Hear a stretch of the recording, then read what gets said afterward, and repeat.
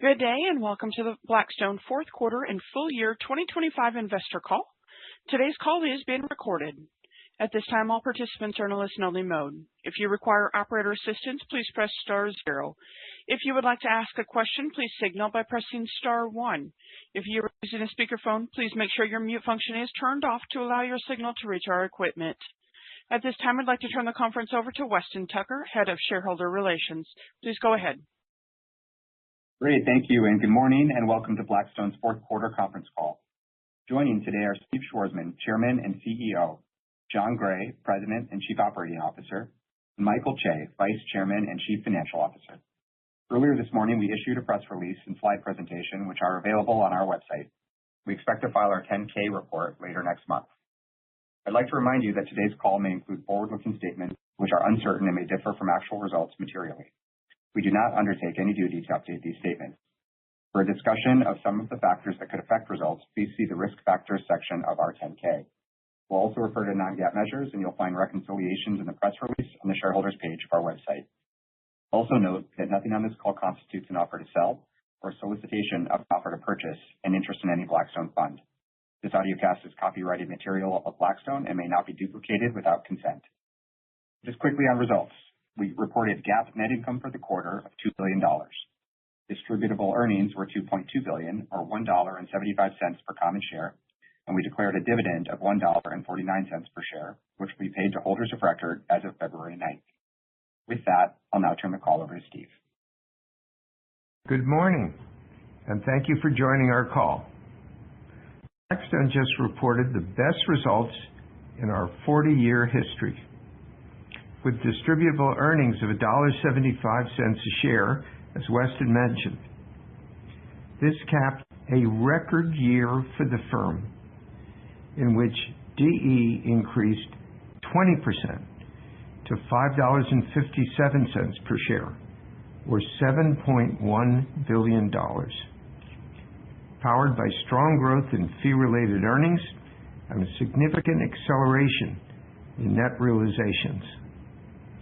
Inflows reached a stunning $71 billion just in the fourth quarter, the highest level in 3.5 years, and approximately $240 billion for the full year, reflecting robust momentum across the institutional, private wealth, and insurance channels. Of particular note, our fundraising in private wealth increased 53% year over year in 2025 to $43 billion, and we expect strong inflows again in 2026 given our performance and continuous innovation. According to recent analyst research, Blackstone has an estimated 50% share of all private wealth revenue across the major alternative firms. In total, the firm's fundraising success lifted assets under management 13% year over year to a new industry record of nearly $1.3 trillion. Most importantly, we generated outstanding investment performance overall for our limited partners again in 2025, highlighted by notable strength in infrastructure, corporate private equity, and our multi-asset investing business, BXMA. We achieved these results amid the turbulent year for markets, which was impacted by tariff uncertainty, geopolitical instability, and the longest government shutdown in U.S. history. Federal Reserve officials likened this backdrop to driving in a fog.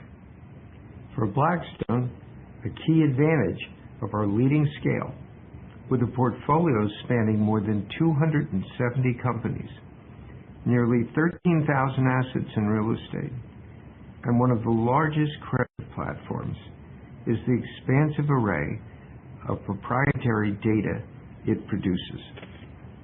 This data provides deep insight into what's happening in the global economy, helping us see through the fog and chart the path forward.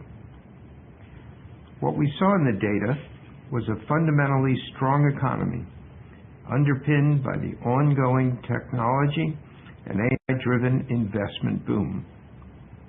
We were also encouraged by what we were seeing on the ground in terms of moderating inflation in the context of limited input and labor cost growth at our companies, as well as our real-time understanding of shelter costs given our unique position in real estate.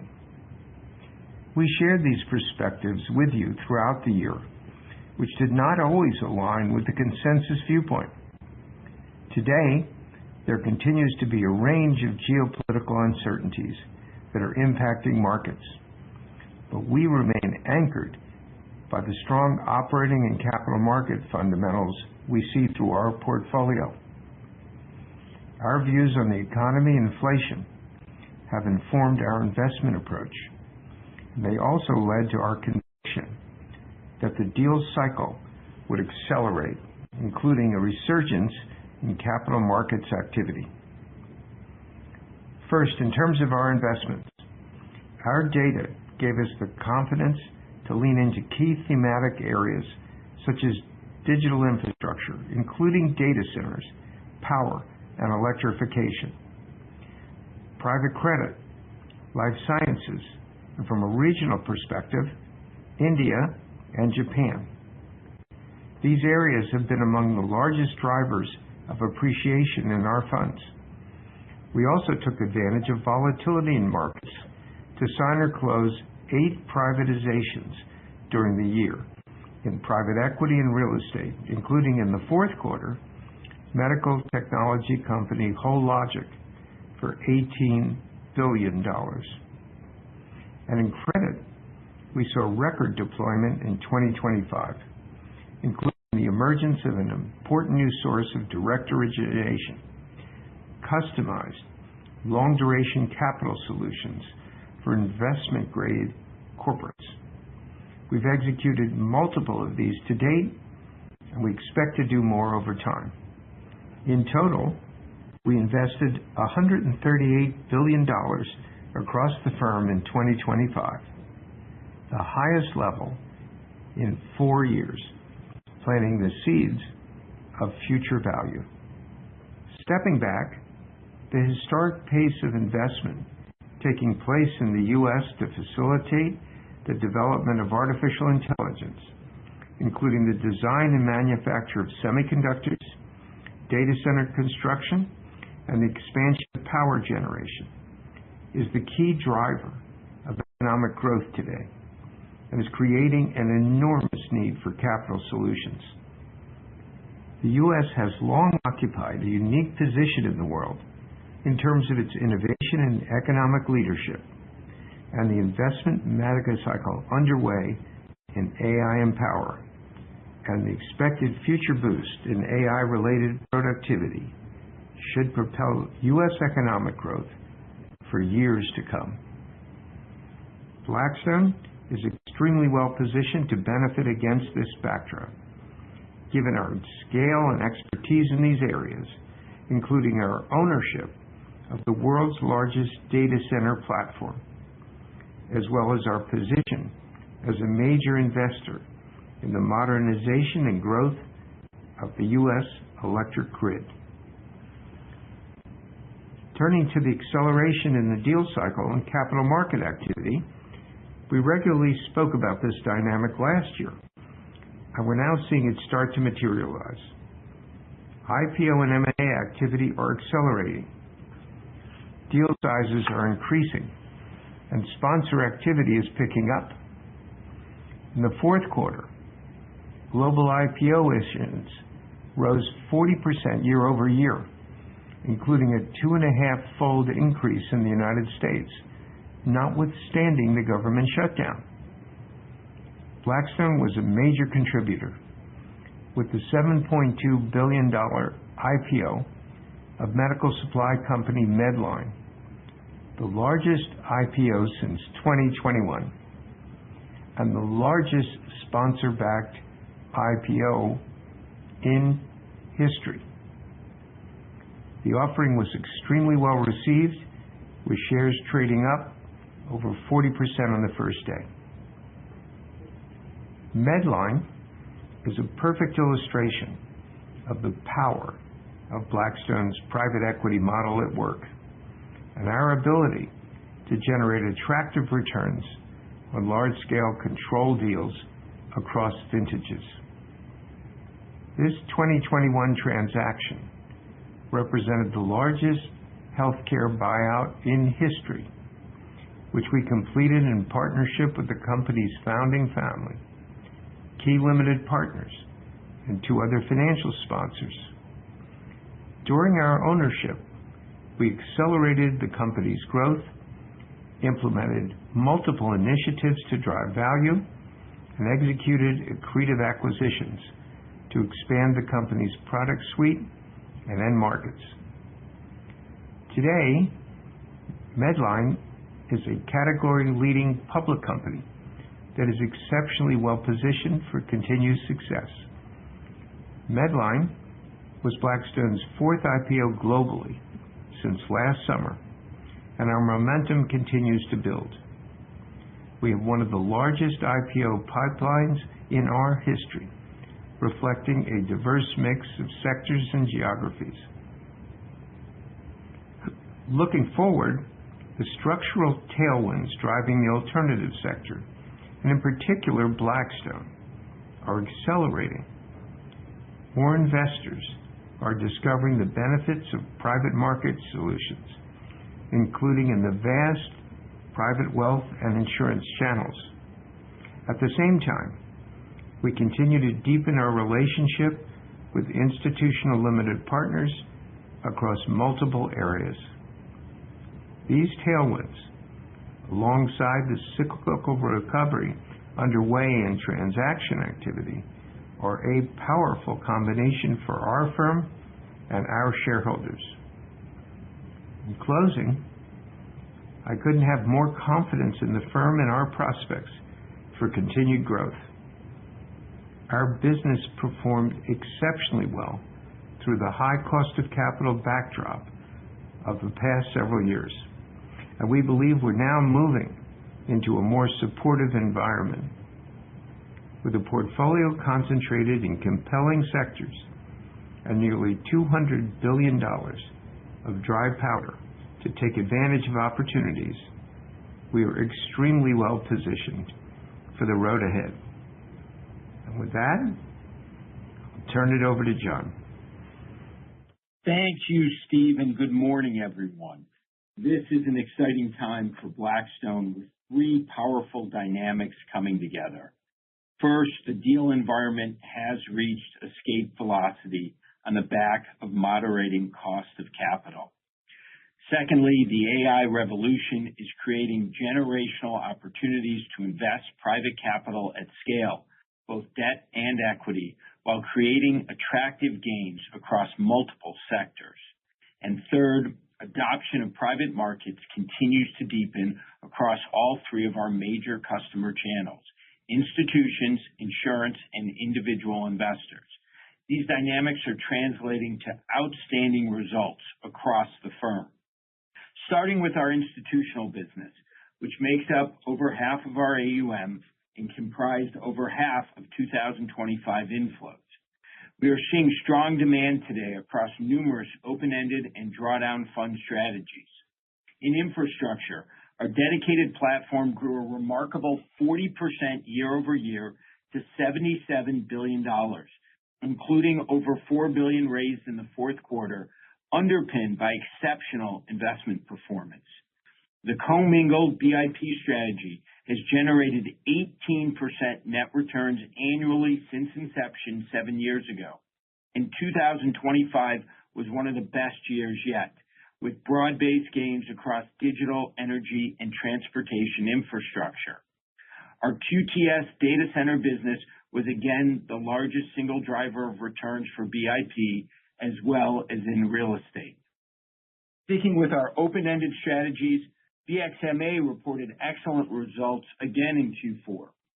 The composite gross return for BXMA's largest strategy has been positive for 23 straight quarters and exceeded 13% for the year in both 2025 and 2024, the best since 2009.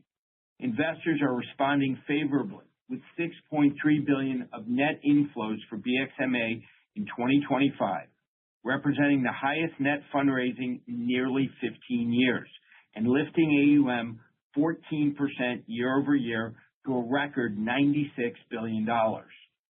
Meanwhile, in our institutional drawdown area, our business is accelerating, with a new fundraising cycle underway.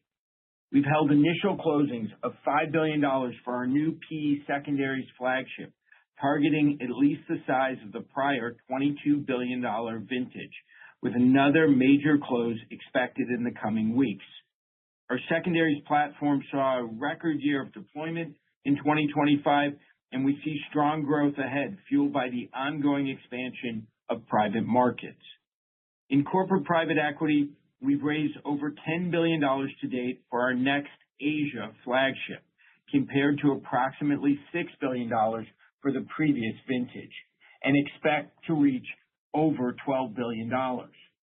We also launched fundraising for our fifth private equity energy transition vehicle, which we expect to be meaningfully larger than the prior vintage of approximately $5.5 billion, with a first close anticipated this spring.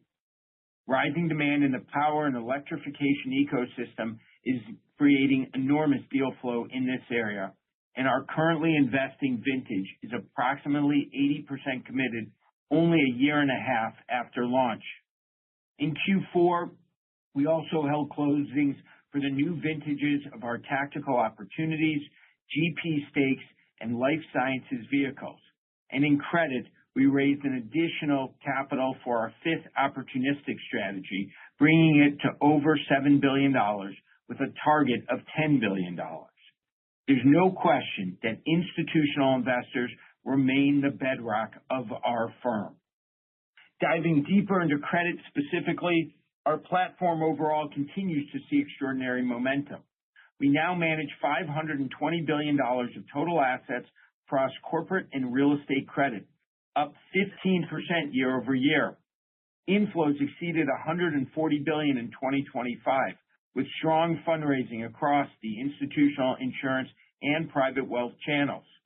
Underpinning this demand, again, is investment performance. Our non-investment grade strategies in private credit and real estate credit delivered gross performance of 11% and 17% respectively for the year. Since inception 20 years ago, our non-investment grade private credit strategies have generated 10% net returns annually, double the return of the leveraged loan market with minimal losses. Despite the external noise today in private credit, facts do matter, and our portfolio overall is in excellent shape, including high single-digit EBITDA growth on average for our direct lending borrowers for the most recent annual period. The backdrop remains favorable, with corporate profits growing, short-term rates declining, and transaction activity increasing.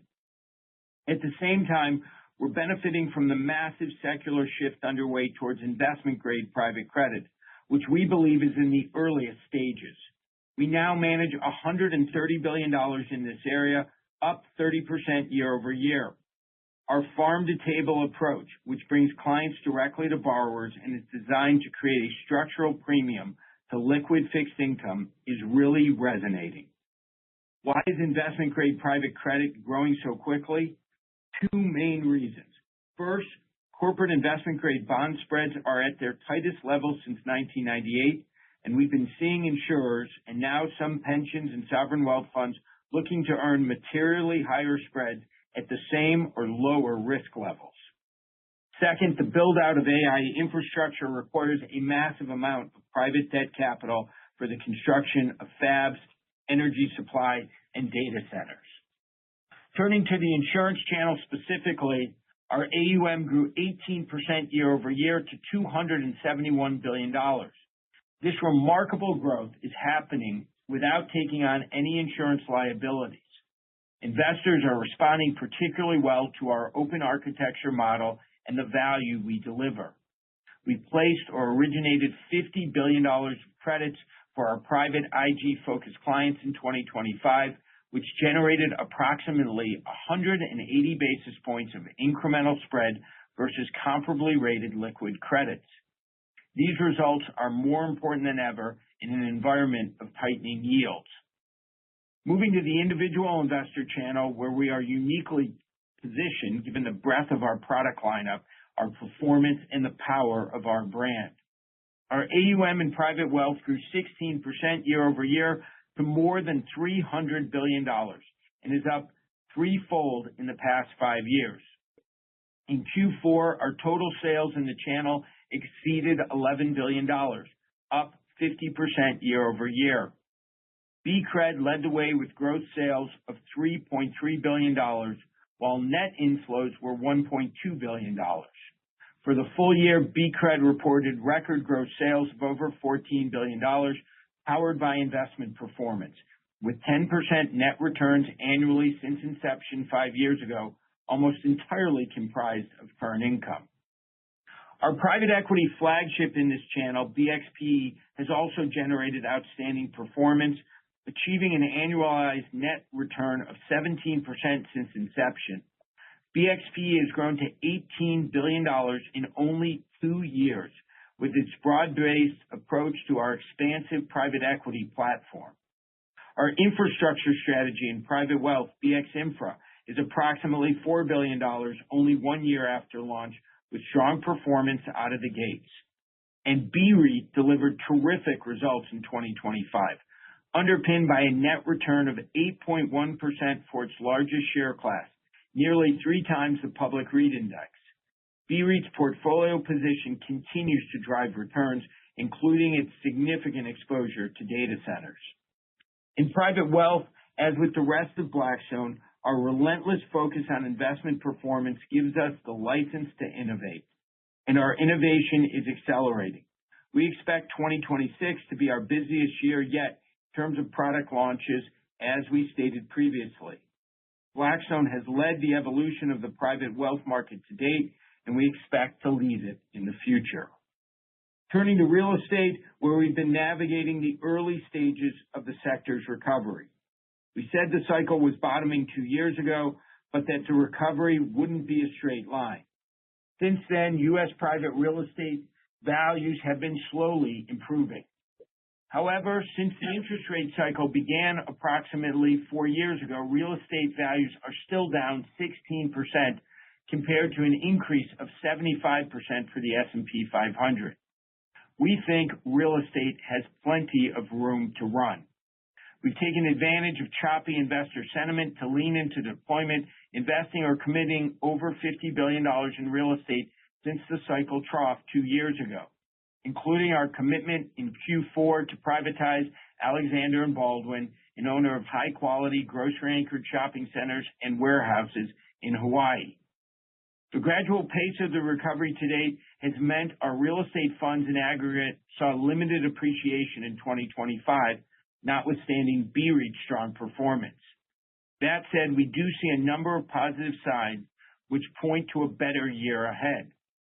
These include the sharp decline in construction starts, which have fallen to the lowest level in more than 12 years in the U.S., in both logistics and multifamily, our 2 largest sectors in real estate.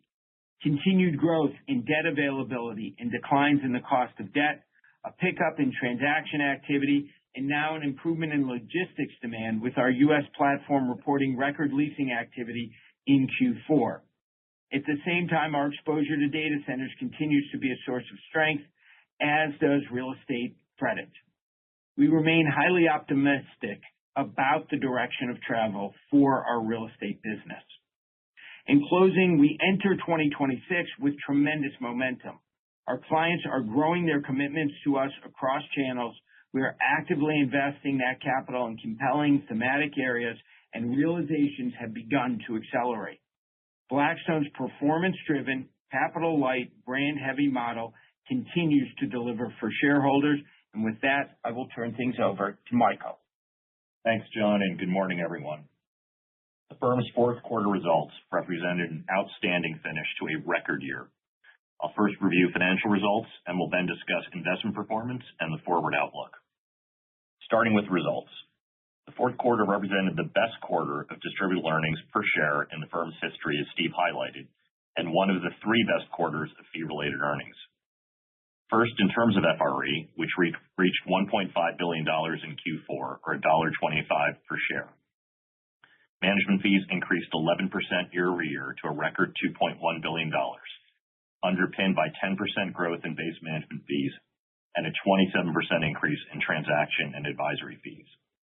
Base management fees for three of the firm's four segments, private equity, credit insurance, and multi-asset investing, on a combined basis grew 17% year-over-year in Q4, while in real estate, base management fees declined moderately.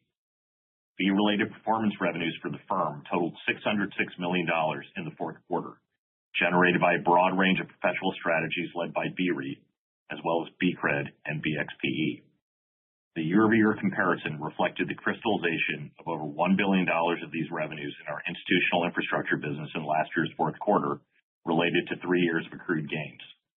Excluding this from the prior period, fee-related performance revenues grew significantly year-over-year, and FRE overall grew 24%. In terms of distributable earnings, we reported $2.2 billion of DE in the fourth quarter of 2025, or $1.75 per common share. Alongside robust FRE, net realizations increased 59% year-over-year to $957 million, the highest level in 3.5 years. Gross performance revenues exceeded $1 billion in the quarter, driven by a number of net realizations across the firm, including the sale of a portion of our stock in energy solutions company Legence, the sale of a stake in the City Center complex on the Las Vegas Strip, the monetization of certain royalty interests in our life sciences portfolio, and importantly, year-end crystallizations in BXMA and certain credit vehicles with respect to full year 2025 performance. BXMA specifically reported record performance revenues in Q4 of $465 million, up 38% year-over-year. We also closed the sale of the firm's 6% stake in Resolution Life in the fourth quarter in connection with the company's sale to Nippon Life, with the realized gain reflected in principal investment income. Turning to the full year. Despite numerous challenges in the external operating environment in 2025, Blackstone delivered record full-year results across distributable earnings, fee-related earnings, management fees, and assets under management, all of which have approximately doubled or more than doubled in the past 5 years. Distributable earnings grew nearly 20% to $7.1 billion. Fee-related earnings increased 9% to $5.7 billion. Management fees rose 12% to $8 billion, while FRE margin expanded over 100 basis points to the highest level ever for a full-year period. And net realizations grew dramatically in 2025, up 50% to $2.1 billion. Meanwhile, the firm's extraordinary breadth lifted AUM up 13% year-over-year to $1.275 trillion.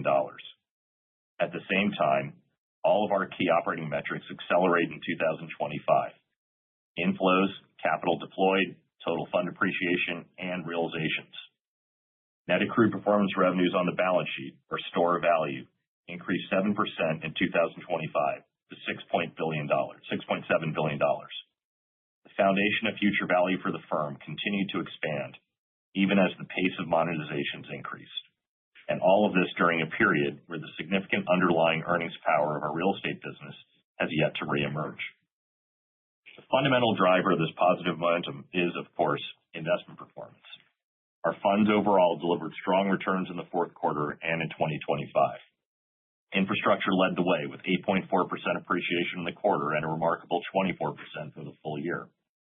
The corporate private equity funds appreciated 5% in the fourth quarter, with particular strength in the public portfolio, and 14% for the year, supported by high single-digit revenue growth at our operating companies and resilient margins. BXMA reported a 4.3% gross return for the absolute return composite in the fourth quarter and 13% for 2025.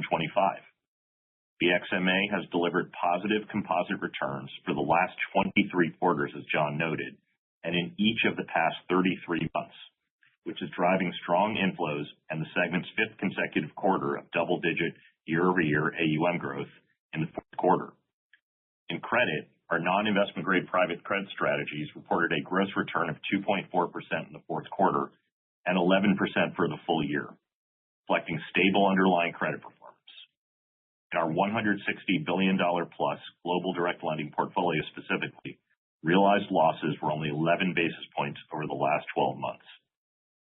In real estate, overall values appreciated approximately 1% in the fourth quarter and 1.5% for 2025.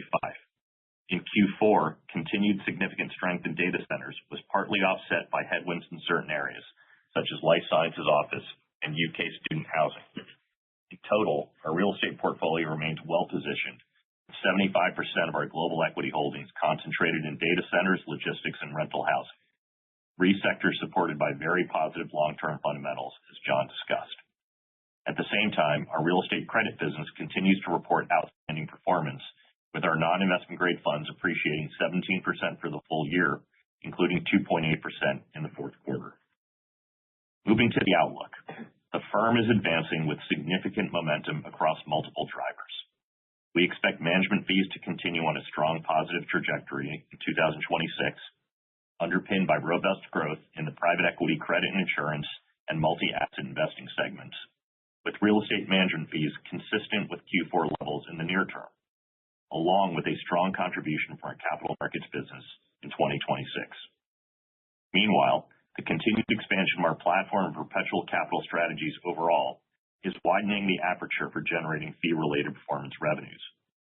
In terms of net realizations, the backdrop has become much more constructive, as you've heard this morning.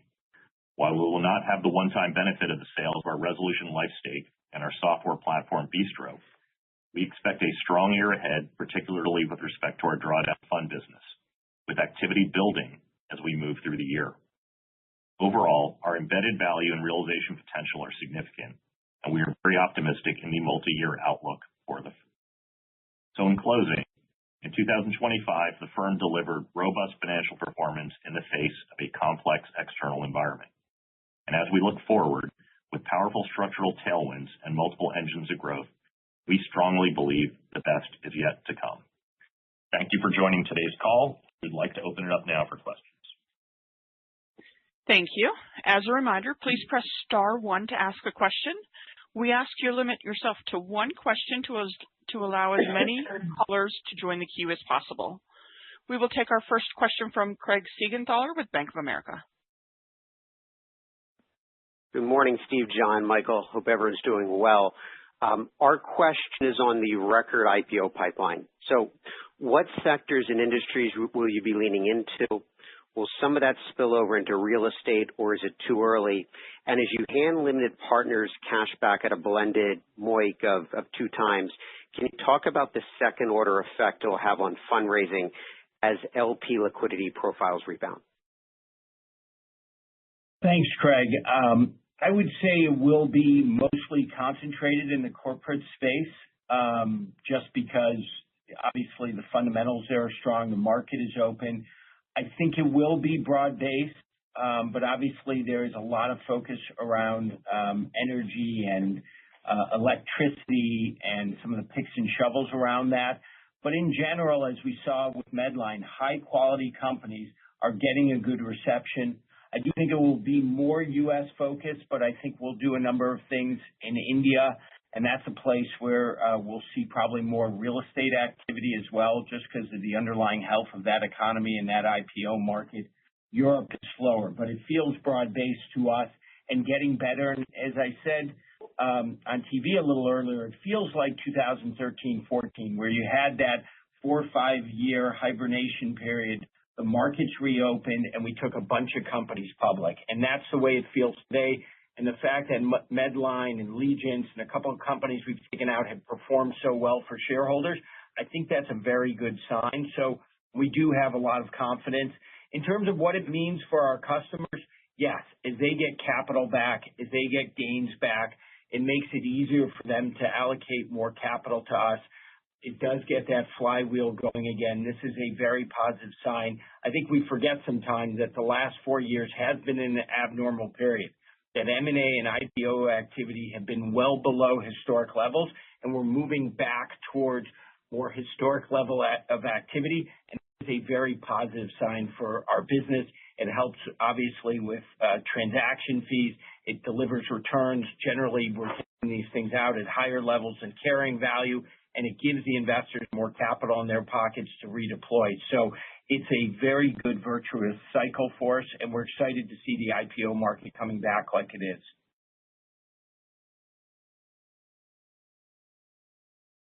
Thank you. We'll take our next question from Michael Cyprys with Morgan Stanley. Hey, good morning. Thanks for taking the question. I just want to ask about AI. You guys are obviously big investors in data centers and AI infrastructure, but just curious how you're deploying AI across your portfolio companies, what learnings you've had along the way, what sort of impact you're seeing from this deployment, and how do you see this evolving over the next 12 to 24 months? Well, it's still early days, but we are starting to see some real impact. I'd say at the Blackstone level, it's been with our software engineers. That's where we've seen the biggest impact day one in terms of making our folks twice as efficient when they're coding. We're beginning to use it for cyber monitoring, which is giving us a productivity boost. We invested in a company called Norm AI to help us on the legal side, particularly marketing compliance. And then I would say data summarization is super helpful. We have 270 companies, 13,000 pieces of real estate, and the ability to get that real time and to use that information to make us better investors, to me, that is hugely important. At our portfolio companies, I would say customer engagement. We have a number of companies who are doing that. Content creation, certainly with the media focus companies there.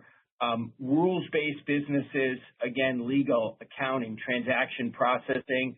We're working with some of the LLM companies on how to accelerate this. And so it feels to us like real productivity gains will come. It's not happening immediately, but we're seeing early test cases that are quite positive. And this is one reason I'm optimistic about what can happen to earnings overall in the stock market and certainly across our portfolio companies. So we want to be really leaders in this space. We hired Rodney Zemmel, who ran AI at McKinsey, to help with this, and it is a huge focus for our firm.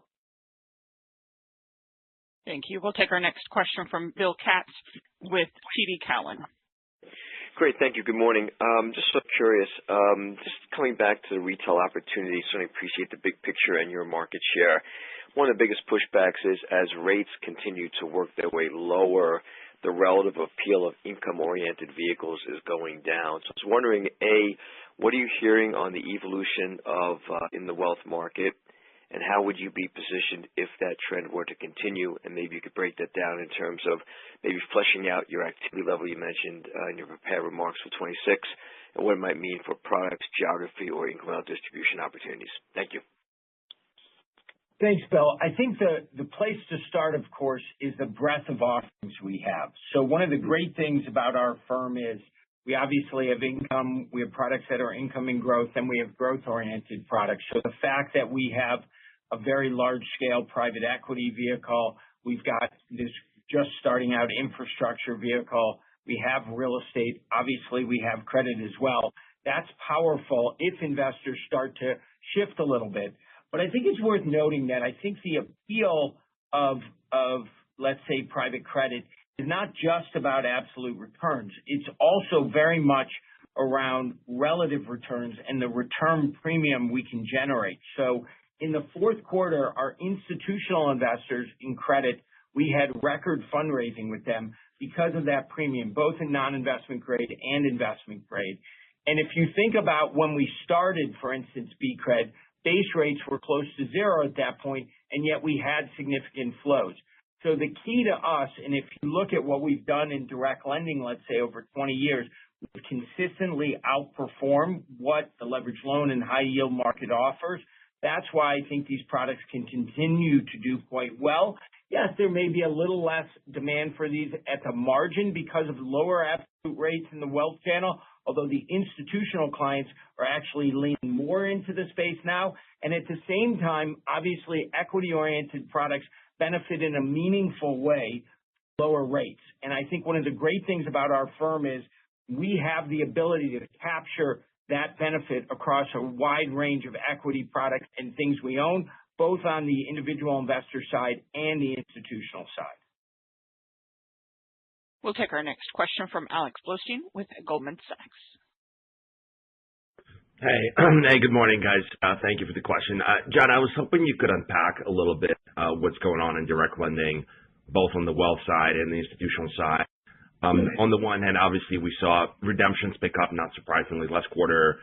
Gross sales on Gen 1 looks like they slowed down a little bit in BCRED still. So what's the sentiment from advisors? How long do you think this will continue on the wealth side of things? And then importantly, it looks like on the institutional, it's been almost the opposite, where your fundraising dynamics on direct lending, on the direct lending side, quite strong. So help us understand kind of both of those markets as they stand today. Well, Alex, you characterized it well. On the institutional side, where they're looking at the fundamentals, and it's not the headlines and some of the noise here is not as impactful. Their confidence in what we're doing and their need in many ways is going up. So if you think about it on the insurance side, the fact that investment grade credit is at 71 basis points, corporate investment grade credit, which is the tightest level since 1998. The fact that we can bring our insurance clients an extra 180 basis points, which is what we did in 2025, obviously motivates them in this area. And similarly, as rates come down on the non-investment grade side, they still see the benefit of the incremental yield because of our farm-to-table model, that we can bring them as investors directly up to borrowers without all the origination, securitization, financing friction. And so that's helpful. On BCRED and wealth specifically, the numbers are, as you know, we raised $14 billion in BCRED last year. In the fourth quarter, it was $3.3 billion despite the noise. We did see this uptick in redemptions, which is not a surprise given all the headlines out there. Although, of course, it's very different than what we're seeing on the ground.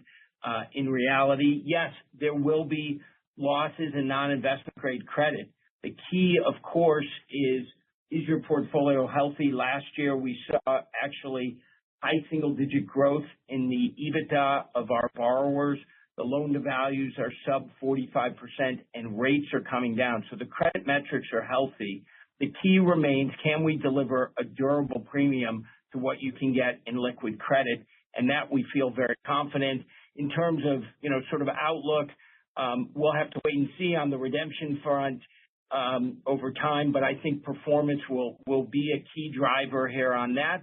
And on inflows, I think it's notable that the last 2 months, despite all of this, we've had $800 million of gross inflows each of the last 2 months in excess of that. So we have a lot of confidence in the portfolio and the outlook over time, despite these headlines. Thank you. We'll go next to Glenn Schorr with Evercore. Hi there. So maybe a little more of a, you know what? I'm going to go with the management fee question instead. Sorry. So I think we in consensus have that flattish near-term management fee growth that you talked about, but we also have a ramp in 26 and it ramps up even more in 27. So I guess I'm looking for you to talk to whenabouts you see the ramp and the why, meaning how much and when is it about the deployment of all the dry powder? How much do you see fee holiday running off and helping in over the next couple of quarters? Thanks very much. Sure. Well, look, overall, I think as I outlined in my remarks, you have this picture of overall strength, and in the private equity credit and BXMA segments, 17% base management fee growth in the fourth quarter year over year. You have that, really entering the year with significant momentum in those areas. Put a little more context around that and sort of the shape of the year and the period ahead. As you said, first, we have talked about our new drawdown fundraising cycle that is underway. We're actively fundraising for 5 PE drawdowns, among others. We're targeting over $50 billion for those in aggregate, where we expect it'll be materially larger than their respective predecessors in aggregate. And following what we expect to be the commencement of their respective investment periods in the first half of the year, and then fee holidays of different lengths, we expect all 5 to be fee earning by year end. Second, I'd say you have the continued seasoning and expansion of perpetual strategies overall. Perpetual capital is 48% of our fee-earning AUM. That's up 18% year over year. You have this, quite impressive scaling in BXPE. You have BX Infra just entering its second year, coming off holiday. You obviously have our BIP area, new products coming. And then overall, from a business line standpoint, this strong momentum in credit insurance across channels and really broadening diversity fee-earning AUM in that area up 19%. And I talked about real estate in my remarks. So fundamentally, we're on this upward trajectory. We feel really good about our positioning. I just commented on sort of the shape of some of these major new drawdowns and sort of the timing of fundraising closes, launches, and fee holidays. And so you will see that upward ramp in contribution in the course of the year, and then full year contribution next year. And I would note in this year, you also will have full year contribution of a couple newer drawdown funds like the second growth fund, the life sciences fund. And so you have those embedded components around the overall picture. Thank you. We'll take our next question from Dan Fannon with Jefferies. Thanks. Good morning. So, Michael, maybe just to follow up on that, in the context of all that growth, how you're thinking about FRE margin and the potential for expansion in 2026. Sure. Look, as this past year illustrated, we think our margin position is fundamentally strong. It expanded over 100 basis points, to a fiscal year record in the context of record FRE. And we do always sort of advise people to look at the full year. And as it relates to 2026, in terms of drivers to note, as we said before, there's a level of sensitivities to FERPers and transaction fees. And we think the setup for both of those are quite strong entering the year. On operating expenses, we had previously outlined a path of a decelerating rate of growth for 2025, and that is what happened. And we feel good about the continuation of that trend over time. All of this in the context of, quite healthy expected top-line revenue. So, at this stage in the year, you've heard me say it before, we would view the starting point again as margin stability with the potential for upside. So that's what I would sort of leave you with here in January. We'll take our next question from Brian Bedell with Deutsche Bank. Great. Thanks very much. Those last two questions were similar to mine. Maybe if I can extend it to 27, just because the ramp up happens more in the back half of the year, especially with the turn on of the various private equity funds and fee holidays. So, looking at base management fee growth of, probably 11% similar in 26 to 25, again, just because the ramp is happening in the back half. But as we get into 27, does that portend an inflection point upward back to base management fee growth rates that are closer to what we saw in the 20 to 2022 cycle, versus the low double digit side? And then also, if I can layer in the FRE margin question for 27, is it fair to assume that if you have that accelerating revenue growth, obviously it depends on FERPers, but can you continue to scale that for FRE margin improvement in 27? And is there any ceiling you're thinking about for FRE margin in that context? Yeah, thanks, Brian. I would say overall, as you're hearing, we feel quite good about 2026, and we feel really good about 2027. Just overall across the business, from a fee-related earnings standpoint, as part of that fee-related performance revenues, with obviously the infrastructure, every 3-year large incentive fee happening late that year, with transaction fees over the next couple of years, around net realizations, certainly if this sort of market cycle we see continues, and with margins as well. So without getting too granular, certainly for a couple of years from now, that's the overall picture. And structurally, and in terms of the kind of timing of those new fundraisers I mentioned, and the fact that they'll contribute full year fees in 2027, and the other factors, and yes, around operating leverage, we feel quite good about it. Thank you. We'll go next to Mike Brown with UBS. Great. Hi, good morning. So in light of the DOL's proposed rules facilitating the alts in 401k plans, last week. I just wanted to check in and see if you had kind of an updated view on how the market could start to open up and if you're expecting anything in 2026. And then just on a related note, where does the alliance with Vanguard and Wellington sit today? Is there any new developments to share on that front? So on the 401k front, we obviously have to wait and see what the administration puts out. There's a rulemaking process. So I would expect 26 is a year of sort of building and hopefully the rules coming out. And you know, I think you'll begin to see capital raising more in 27 on the 401k side. I do think that if we get a favorable outcome here that allows private assets to move into American Workers Savings Program, I do think long-term it has a very significant potential. And obviously for us, as the largest player with the biggest products, that it positions us quite well, and obviously the strength of our brand also. So it's something we're very focused on. We have an excellent team and leadership group on it, but it's something that's going to build, and I see this as sort of a foundational year. On the Vanguard Wellington front, there's not a lot I can say. I do think that we will hopefully be launching products this year in the first half of the year. I'm not sure I can go much beyond that. But to me, it speaks to just what's happening to alternatives and the fact that in the wealth channel, they continue to spread out. And we're hopeful that we can reach a broader audience beyond sort of very top end of potential clients, wealth advisors. And there are a lot of people, I think, interested in these products, particularly if we can make them easier to access. And so I would just say overall in wealth and individual investors that the firm's brand and the performance we've delivered is pretty extraordinary. And that this is an area where I think there is lots and lots of opportunity. We've been at it for many years. We did our first drawdown product going back to 2002. We did our first semi-liquid perpetual now 9+ years ago with BREIT, and we built up a lot of goodwill in this channel. And I think you will continue to see new products come online. We filed something in the hedge fund area as well recently.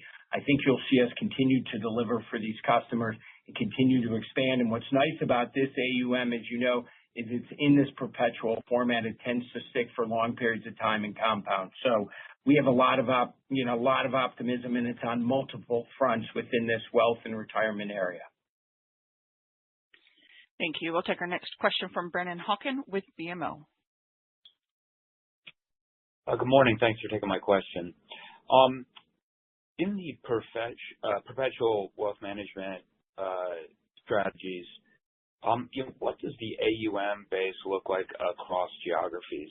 Particularly interested in what the exposure is as far as Asia goes, Asian investors, and it would be great if you could to give that breakdown by asset class. Thanks. Yeah. I don't know if we have that handy. What I would say is the vast majority of the capital comes from the U.S.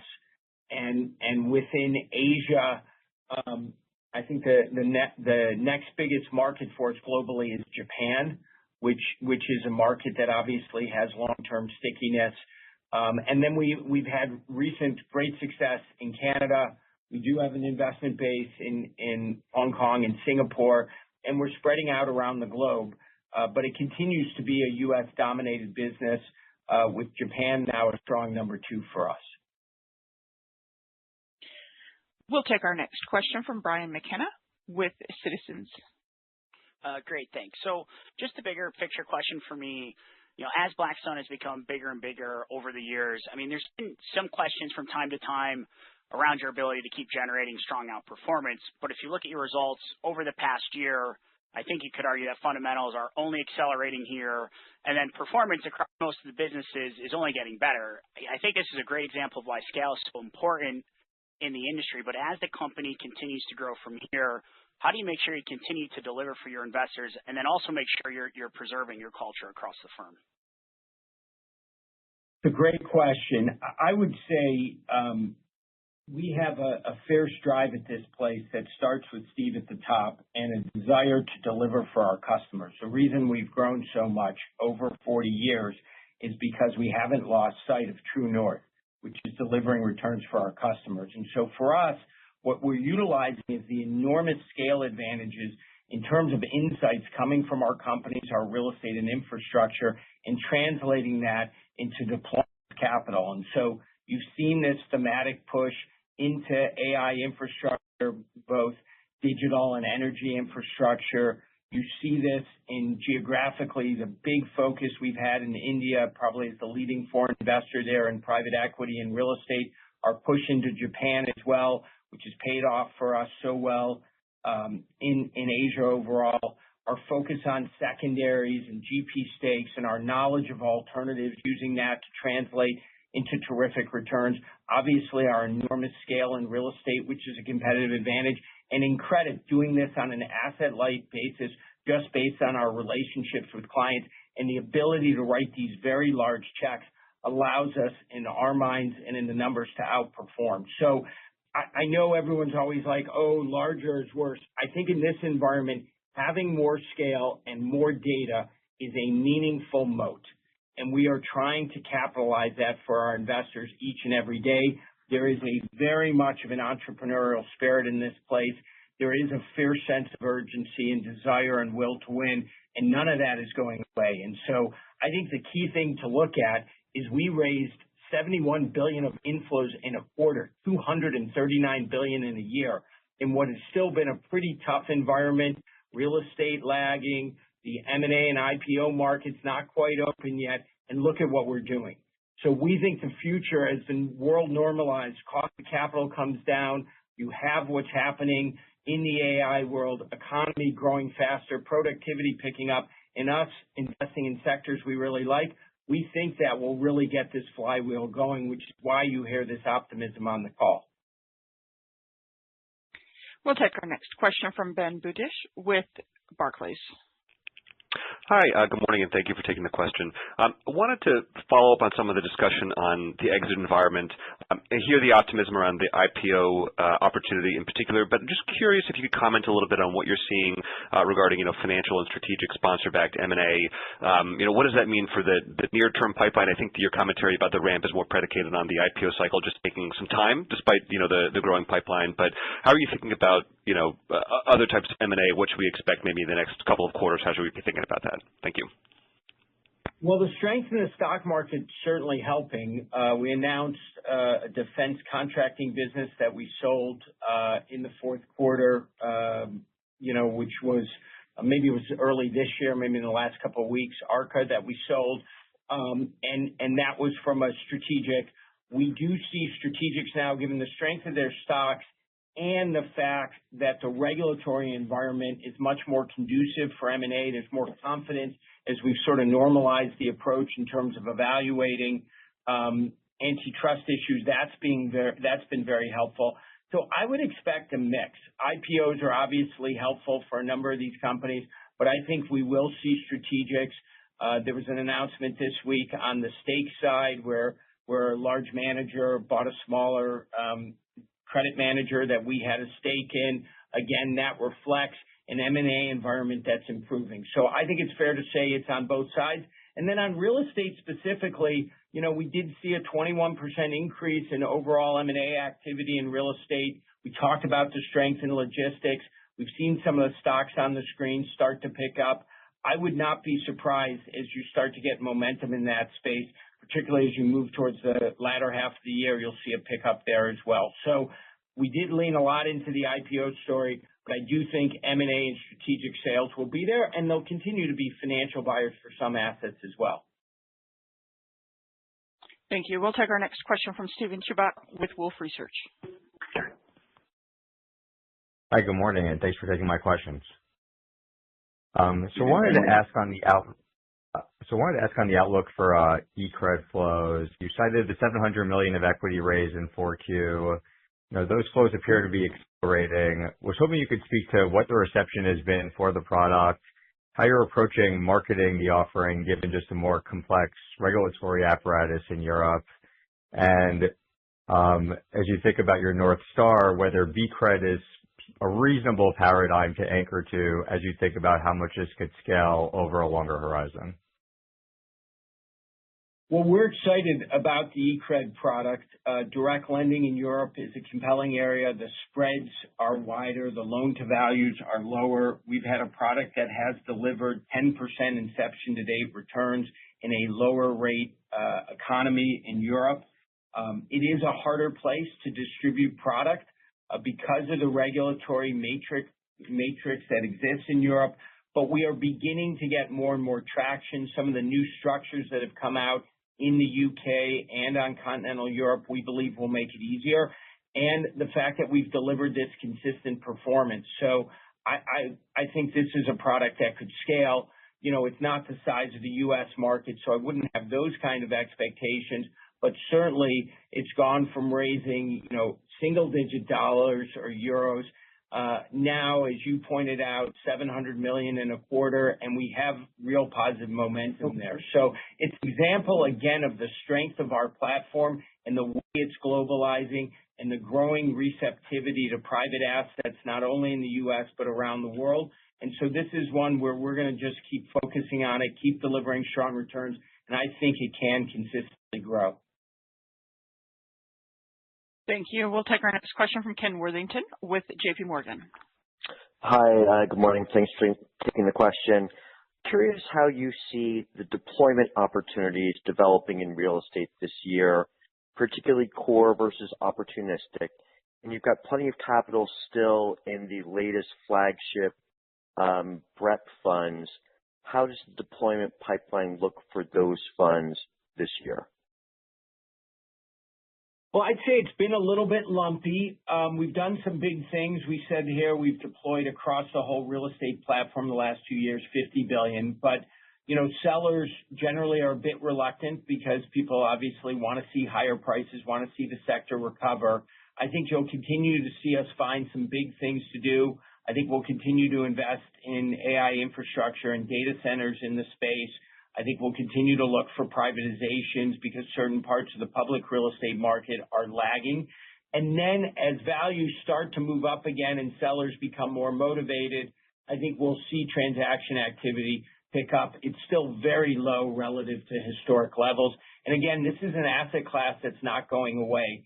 You know, real estate has fallen pretty far out of favor, and yet hard assets, apartments, logistics, you know, beachfront hotels, they're definitely going to, you know, have, long-term demand.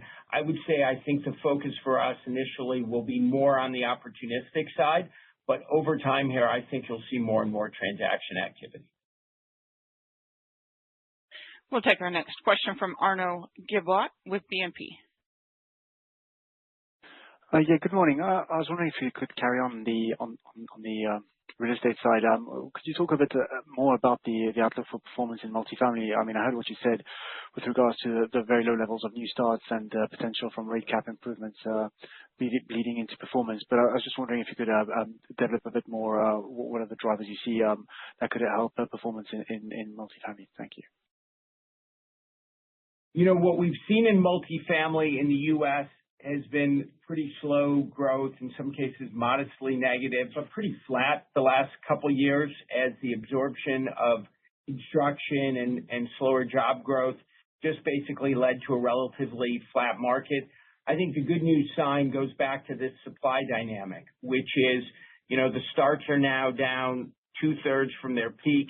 That takes a while to work through the system, but when you stop building new supply, that should be supportive of rental values over time. And again, this is a sector, so long as the population continues to grow, there's some aging of existing stock, there should be incremental demand and better fundamentals.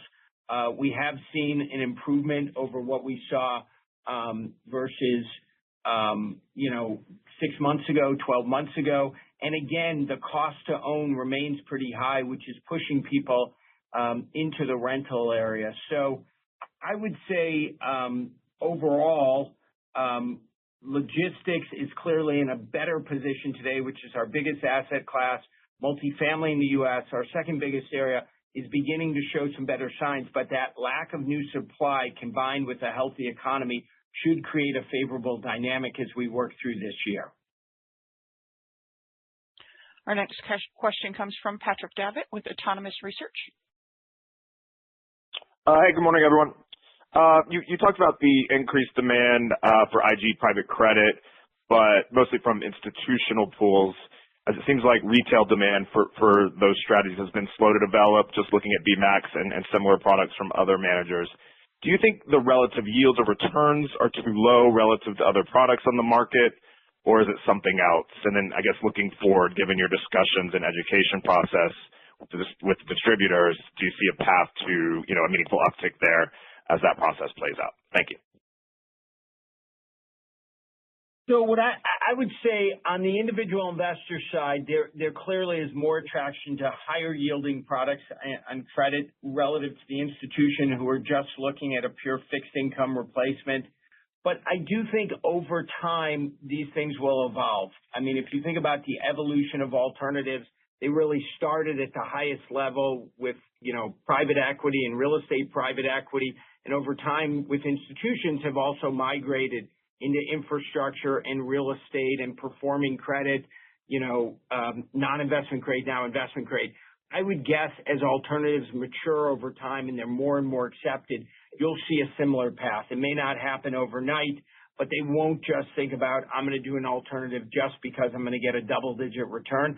I think people will begin to recognize the benefit of a premium return over what I can get in liquid markets. But as it relates to fixed income, investment grade fixed income today, it's not there yet. Thank you. We will take our final question from Crispin Love with Piper Sandler. Thank you. Good morning, everyone. You announced the BREIT bonus shares early in the quarter. It's not huge, but first, how is the uptake on that special so far? And then was that driven by your opportunity to deploy capital in real estate? And then where are you most focused in that area for deployment? And then also just separately, how are your institutional investors viewing real estate? Is the interest improving, noticing a shift in sentiment? Thank you. Well, I definitely say that the institutional owners are much more open to hearing about real estate than they were, let's say, 2 years ago. That sentiment is starting to shift and getting better.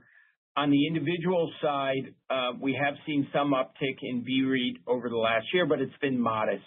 The motivation for the bonus shares was really about attracting more capital to invest into what we think will be a very favorable environment. We did have in December the best net flows into BREIT that we'd seen in more than 3 years. But at this point, I think it's still too early to see what the reaction is going to be. I think the key thing with BREIT, as with all these products, will be performance. So the fact that we posted something at 8.1% last year, which was well better than the public markets, well better than other private REITs, is important. We've got to continue to consistently deliver strong performance. I believe if we do that, we'll begin to see the flows pick up in BREIT over time. Thank you. With no additional questions in queue, I would like to turn the call back over to Weston Tucker for any additional or closing remarks. Great. Thanks, everyone, for joining us today, and look forward to following up after the call. Goodbye.